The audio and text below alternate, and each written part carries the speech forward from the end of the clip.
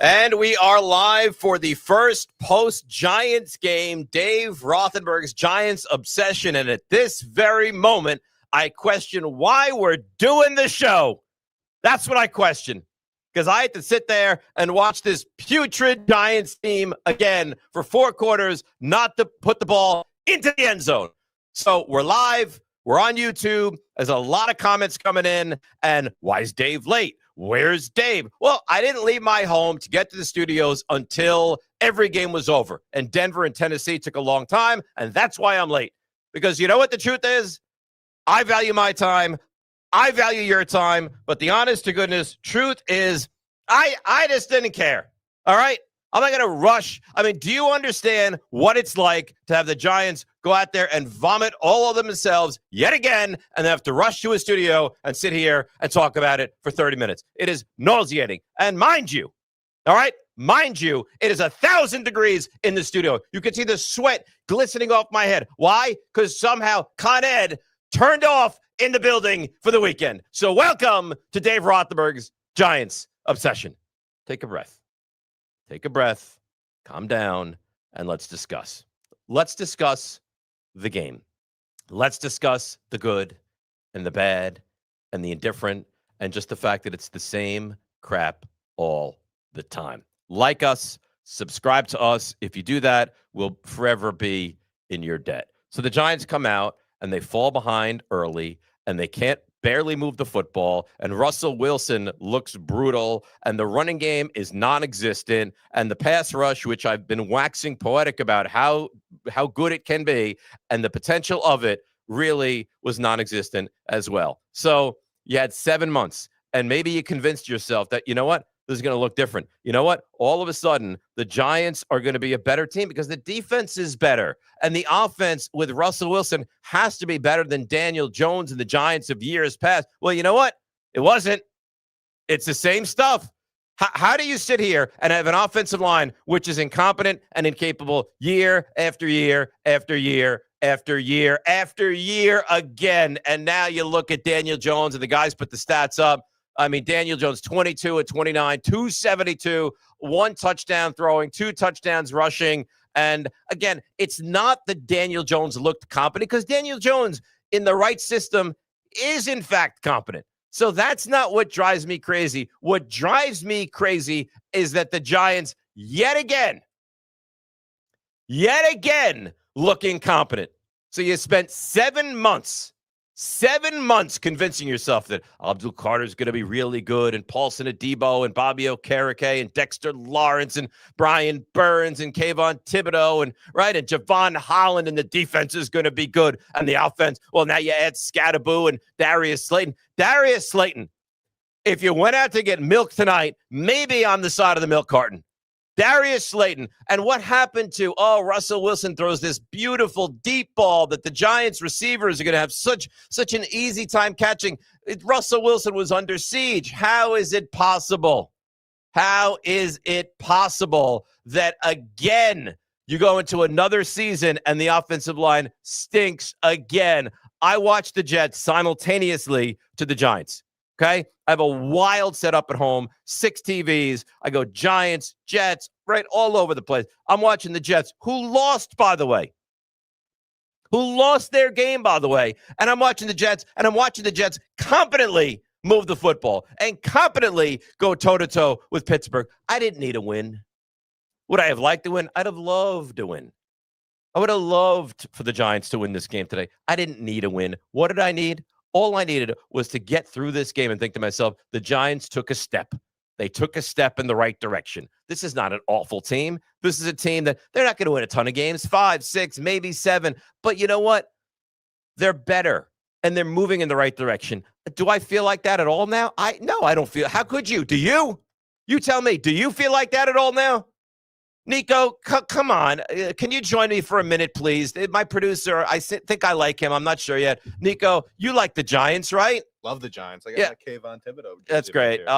So you tell me, you sit there and you watch this game today, and it makes you sick to your stomach, doesn't it? Sick to my stomach. Yeah, absolutely. So do we have comments? Are people chiming in? How do they do that? I don't know.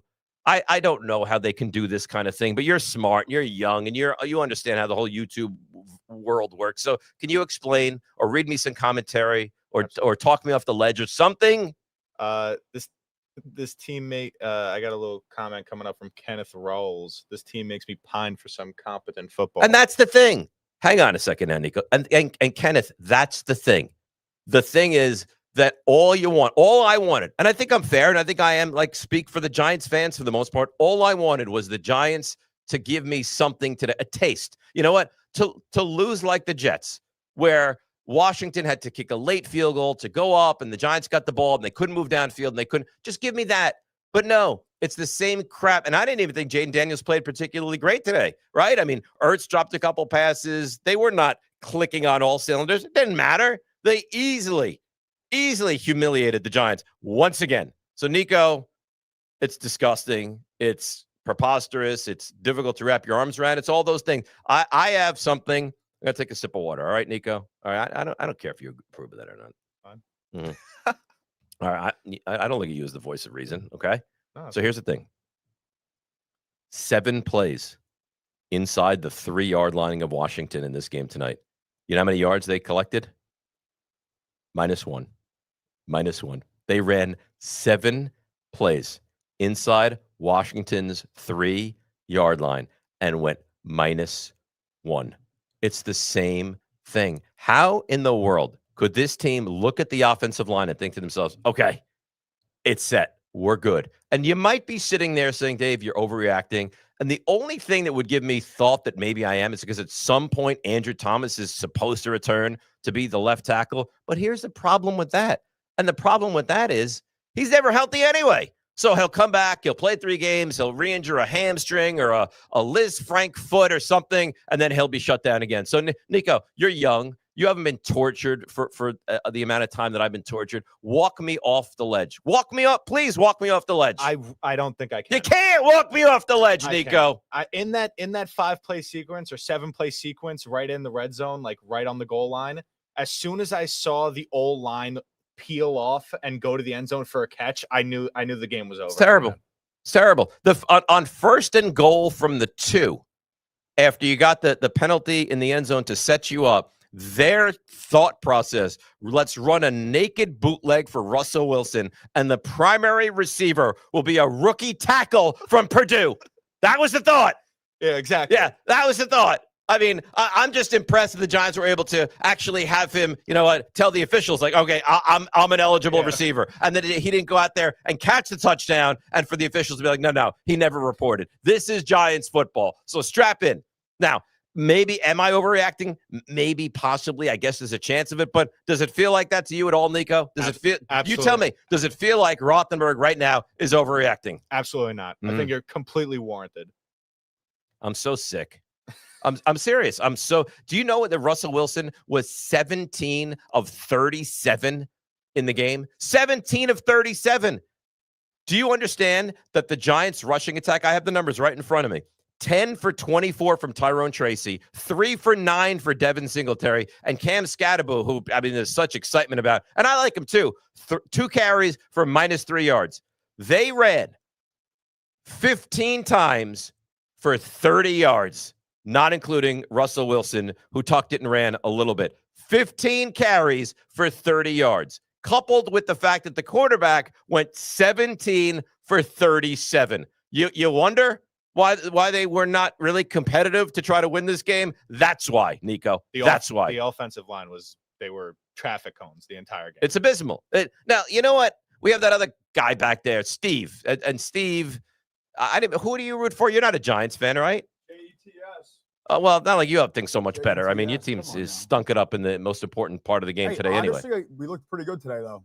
They you know what? They ran the ball. You know what they looked? They looked competent. So here's what I want to ask you. What did you see? You're neutral, right? You don't hate the Giants. You don't love the Giants. I don't care so much for the Giants. Okay, but like, am I overreacting? Sitting here just freaking out over an offensive line, which is another year of just garbage? I don't think you're overreacting, but at the same time, you got to expect this, Dave. What? No, why? Why? This happens all the time. Your O-line stinks. The biggest important, honestly, position in football besides quarterback is the O-line. And you know your O-line sucks. So and it stinks. And there you go. There you go. So, I mean, Darius, how about this? Russell Wilson said last week, Jalen Hyatt will be a household name because he's going to make so many plays downfield. I'm not even exaggerating with you. I swear to you, this is true. I'm uncertain whether or not Jalen Hyatt played in the game today. I have absolutely no idea. I know that Malik Neighbors played, and he's really their only threat offensively. He won't be playing there for long, Dave. Well, not if they keep doing this. Wan'Dale Robinson played, and he was somewhat successful, but I was under the impression, Darius Slayton. They paid Darius Slayton $10 million. For what? Steve, for what? I'm so sick. I'm so sick of it. Bring back Nico. Would you bring back Nico, please? Nico, where are you? You could even do that. Yeah, that's the sexy box that you guys do where I see both of you at the same time. Yeah, that's attractive. So, Nico, are we getting people reaching out? And if not, let's explain to them how, in fact, they can reach out to go through. Because why should I have to go through this alone? I shouldn't have to go through this alone. No, we need the community with us. We need the Giants community to be here and to feel the pain. And this is Dave Rothenberg's Giants obsession. This is what it is. And I want people to share in the pain and the anguish that I'm feeling right now. So, Nico, you can you can subscribe. You see it right in front of you. But how else can they have instant commentary to get into the show right now? So right now, as you are talking, me and Steve are back here in the producer room looking at all your comments. So we have all of them show up to us on our screen in our YouTube comment section. So if you want to comment to Dave, maybe we could read it out to him. Just comment anything worthwhile of reacting to. Yeah, that other guy who said he wants competent football. That's what we all want. We all want competent football. I had a comment about you and Dayball that he is ignoring your calls now. I never reached out to Dayball. No. I got his phone number when I was at Giants camp, and I was hemming and hawing whether I should reach out to him or not, and I decided not to. I mean, have you ever seen a team block a punt that goes like 35 yards down the field? Abdul Carter blocked the punt, and it just rotates all the way down the field and pins the Giants inside the 30-yard line. And then McFadden goes out, looks like a broken leg. Tom Brady with some unbelievable analysis of that moment when Brady says something to the effect of, well, it doesn't look like it's that bad of an injury. They put an air cast on the guy's leg and carted him off the field, but Brady's under the impression it's not going to be that bad. I'm sorry. I'm sorry. I'm sorry that you have to sit here and see this. I'm sorry that Steve has to sit here and see this. I'm sorry that everyone has to sit here and see this, but this is the reality. This is Giants football. It looks like another year. How about this? You ready for this? Over the last 14 opening games, what do you think the Giants' record is? 14. What do you think their record is? 3-11. Yeah, that would be an upgrade from what, in fact, it is. They are 2-12 in their last 14 opening games. 2-12. Okay, you are mired. Forget about mediocrity. You are mired in being one of the worst teams in the entire NFL right now. I mean, let's walk through some of the games that you saw today. I'm going to bring out the Jets were more competent. By far, by a long shot, the Jets were more competent. Was there anybody that looked worse? You tell me. I mean, the Lions didn't look great, but you have to figure the Lions are going to be okay. Horrible. The Texans competed with the Rams. Dolphins looked really bad. Yeah, that's a good one. That's a real good one. So it's if I had to give you the Mount Rushmore of the three worst teams I saw this weekend so far, the Browns were better. The Browns started quarterback was 50 years old in Joe Flacco, and they look better than the Giants. They're starting running backs that, you don't even know who they are, and they look better than the Giants. So the Jets look better. The Panthers look better. They looked competent. The Chiefs look better. The Cowboys look better. That's true. Everybody looked better. Everybody looked better. So Mount Rushmore of the three worst teams I saw this weekend. All right? And the Titans look terrible, but they have a brand new rookie quarterback who's going out there and trying to play in Denver. And you know what? They led the game. 12-10, they led the game. So the Giants were just non-competitive. Seattle looked better. Niners looked better. Falcons looked better. Browns looked better. Dolphins. All right. Three worst teams I saw on the field today. Number 3, the Saints looked better. Saints were competitive. Saints had a chance to tie the game late stages, so I can't even say the Saints. 3 worst teams I saw today, this weekend. All right. Not including, obviously, the game tonight and the game tomorrow night, which haven't been played yet. I'm going to say the 3rd worst team I saw was the Lions. And I have zero concern about the Lions. They're well coached. They have star players, and they went in to Green Bay and got their butts kicked. But you know what? I have zero concern about them. So they're 3. Second worst team I saw all weekend long, your New York Football Giants. And the worst team I saw all weekend long up to this point, the Miami Dolphins, who looked absolutely embarrassing in that performance today. But I don't love the Dolphins. I don't care. I love the Giants. You love the Giants. We love the Giants. As a community, this is our team. And to sit there and watch what we just saw is an absolute unmitigated embarrassment and a disaster. And it just makes you think, last season, they won 3 games. Last season, they came out in week 1 and wore these ridiculous-looking jerseys, and that might have been one of the highlights of the entire season. And then it got worse from there. It got worse from that moment on. Why? Because they went 3-14. Because they had 1 win at home. Because they couldn't even secure the number 1 pick in the entire draft. Well, you know what? This season starts out exactly like last season did. And the season before, and before, and before. And yeah, they had the 1 year where Jones somehow was good, and Dable was capable, and they moved the football, and they got fortunate, and they won enough games to get into the postseason and win that game against Minnesota. But this is what we are. Sometimes, what's the old phrase? When you're at, and I don't play poker, but if you can't spot the sucker at the table, then you're the sucker. Well, you know what? This is what we are. The Giants are a bad football team. I'm looking dead into the camera, looking right into your soul. The Giants are a bad football team. The Giants are a poorly run organization. It's the same offensive line. It's John Michael Schmitz at center.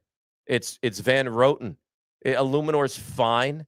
It's John Runyon, and then it's whatever his name is, Hudson the third at left tackle, who's filling in for Andrew Thomas. It's the same thing. I mean, it's the same thing. Rudy Moreno says, do you think this is more of an issue of the offense they run? No, I don't. I think this is a faction of the fact that the Giants, talent-wise, are bad. They're bad. That's the truth. The Giants, talent-wise, you look at the offensive lines that are in the NFL. How many are worse than what this team? You look at them. The center is not very good. The guards are not very good. You still have Evan Neal, who is a 7th pick in the draft, who can't even start on a bad offensive line. Think about that. Evan Neal is a mass of humanity. I was at Giants camp, and I walked by him, and he's an Adonis.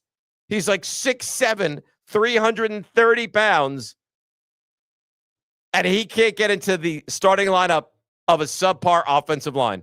Let marinate in that for a moment. He's 6'7", 315. He was a tackle at Alabama. He's heralded to be this star, at least tackle, right tackle, guard, whatever, in the NFL. And this guy can't get into the starting lineup of a bad football team. Think about that for a second. So walk it through with me. It's John Michael Schmitz, subpar. It's Van Roten, and it's Runyon. At best, average, maybe subpar to average. It's Illuminor, who's average, and it's Hudson at left tackle, who's bad. And that's the offensive line. Welcome to Giants football. Isabella Kennedy wants to know, is it the talent or the coaching or both? Well, Isabel, it's a good question. I mean, I don't know. I don't have the answer for you because the talent is just not there. There's so is untalented a word? I'm not even sure. They're so bereft of talent offensively that I don't even have an answer for you to determine whether or not the coaching is not good or the talent is just so bad it doesn't even allow the coaching to be able to work with guys. I don't know that you could take any. I mean, who are the best coaches? Kyle Shanahan, Sean McVay? You tell me. Could they take this Giants offense and have them putting up points? I don't know. I don't know. I mean, Russell Wilson, and I still stand by the fact that Daniel Jones today with this Giants team would have been destroyed. He would have been absolutely mauled. Okay? Absolutely mauled. But Russell Wilson looked lost. I mean, when he can sit back and throw the ball long and has time, all of a sudden it's like, all right, you know what? He's competent. He's capable. Because he's a little guy, so he can't see over the offensive line. Where are the playmakers? You don't have an offensive line. You don't have playmakers. You don't have a tight end, right? Darius Slayton is not very good. Jalen Hyatt is not very good. Daniel Bellinger is not very good. Theo Johnson is not very good. You have one guy. I mean, Devin Singletary is a guy. He's just a guy. He's a mediocre running back. Cam Scatterbo, yeah, I'm excited by him as well. He caught the pass out in the flat. He turned up. He butted heads. He picked up 5 yards. And when he ran the ball at the goal line, he lost 2 yards. You have one guy on offense. One guy. You have two plus players on offense. One of them played today, and one of them was in street clothes on the sideline. How are you supposed to win? And I thought the defense was serviceable. They were not great, but they were not terrible. But this is what the fear was, is that you were going to sit there and watch a defense that was on the field and couldn't get off the field, and an offense that go 3 and out. All right, kick it away. 3 and out, kick it away. The Giants, I mean, look at it right now. They ran for 30 yards with their running backs. You had 74 yards rushing and 168 yards passing. And that doesn't even include the yardage taken off for sacks. 168 yards passing on 17 of 37 and 30 yards rushing. How are you supposed to win? And you know what the worst part of all of it is? This is week 1. And look at the schedule. It's Dallas. It's Kansas City. It's the Chargers. I don't know what they're going to win. Do I think it's as bad as my freak out is right now? I hope not, but I don't know. And it stinks to start another season. I had hope as they kicked off at 1 o'clock. I think we all had some semblance of hope. What's it going to look like? How's it going to look? Well, you found out pretty quickly. The offense is absolutely awful. And I love the question. I think it's a great question. You get into the chat, you ask the question, I'll post it on the board, I'll answer him. And the question right now is it the offense, the coaching? I don't know. S2025. What were the top 3 problems today? Offensive line. That's first and foremost. I don't even know that there are more than that right now. If you can't block and you don't have skill position players that are remotely special, how are you going to win a game? How are you going to compete in a game? And the answer is you're not. Now, were there some calls that I thought were questionable? I thought there was a deep ball down the left sideline that Neighbors was interfered. Although there were two calls that could have been pass interference, but they didn't lose the game because the officiating was bad. That's an excuse. The Giants lost the game. You know what the truth is? And sometimes the truth hurts. The Giants lost the game because they're just not very good. And the Giants lost the game because they're not as good as Washington. And that's the truth. And here we sit, 2025, the same thing that we saw last year, and 3 years ago, and 5 years ago, and 8 years ago, and 10 years ago. Since the Giants won the Super Bowl in 2011, it's as if they're cursed. But as a franchise, do you remember how quickly we ran Tom Coughlin out of town? We got to get rid of Tom Coughlin. He's not capable. He's not good. He can't get things done. Well, now, you'd give a kidney to have Tom Coughlin as the head coach of this team. And again, I'm not sitting here screaming from the rooftops that Brian Daboll's a bad head coach. He doesn't even have his quarterback yet.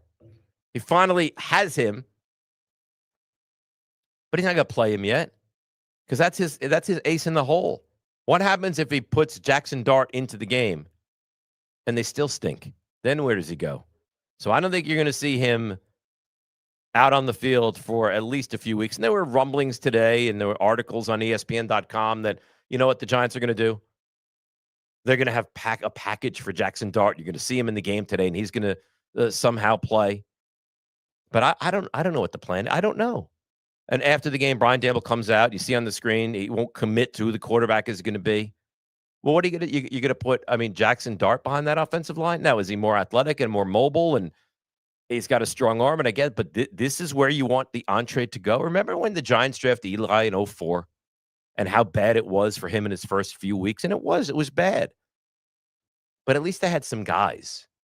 At least they had some players that were adequate offensive players, and at least the offensive line wasn't a sieve. I mean, you're going to put Jackson Dart on the field with this offensive line, good luck. Now, if he can somehow go out there and be capable and be competent, maybe things work out.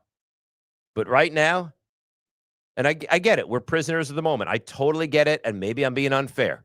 But right now, it doesn't feel good. And like I ran through all the scores before today, you could be a Jets fan right now. Your team's 0-1. You'd be a Giants fan right now. Your team's 0-1, but it's not the same.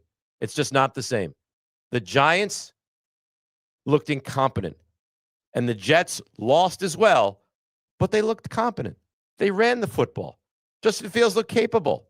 Now, I thought the defense left a lot to be desired, and I think they committed some penalties that you look at, you're like, wait, what was that about? But overall, I thought the Jets looked pretty competent. The Giants did not. The Dolphins did not. Was that the class that you want to be in after 1 week with the Miami Dolphins, who looked lost? Again, 3 worst teams this week, week 1. Lions, who I don't worry about at all. Giants, who will probably keep me up tonight worrying about. And not the Cleveland Browns and the Miami Dolphins. It was awful. It was absolutely awful. And the only fear that you have is it's going to be a season of this. Nobody thinks the Giants are going to win 10 games. Most people didn't think they were going to win 7 games. Their over-under is 5.5. But are they going to get to that? Look at the schedule. Look at your division.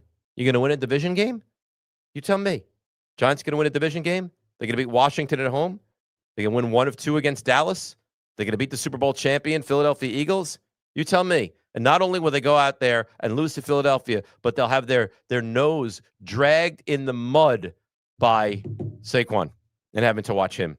So I don't know. I get it. It's going to be a full week of just, you don't know. You go out there, you somehow shock the world, you beat Dallas. You know what? We'll sit here next Sunday night at 7:30 and we'll have a very different feel. But right now, doesn't feel very good.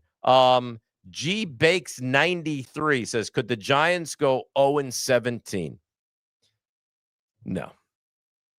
I'll tell you what, the Giants go 0-17, and I can't continue to do this. I mean, I'm obsessed. You see behind me, Dave Rothenberg's Giants obsession. They go 0-17. I give up. I'll wave the white flag. I'll come on here and I'll wave the white flag. What were you realistically expecting versus what you saw? Competence. That's what I thought I would see. Competence. I didn't realize that the Giants would take the field and look embarrassing. Like I said 50 times already, all I wanted was to compete. That's all I wanted. I didn't need to win. I swear to you, I didn't need to win. I couldn't have lost the game 21-17. I mean, you allowed 21 points and you got blown out. Think about that for a second. You allowed 21 points and you got blown out. Was the game ever really within reach? And the answer is no. If you can't score 24 points a game, you have no chance to win in this league. And how? Look at this. How is this club going to score 24 points a game? Now, Andrew Thomas, when he returns, and God knows when that will be, will certainly help. But how is this team going to score 24 points a game? Do you look at Washington's defense and say they're anything other than middle of the pack?